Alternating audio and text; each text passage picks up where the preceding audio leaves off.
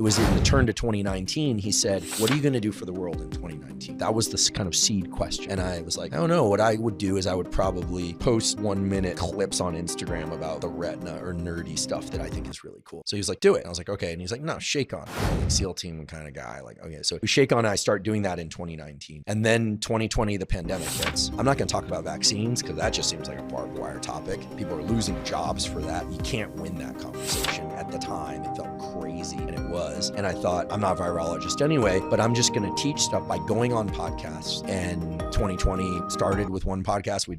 I did 30 podcasts that year. I went on about 30 podcasts and went on Joe's podcast, Rogan's podcast and Lex's podcast. At the end of 2020, Lex was like, you should start a podcast.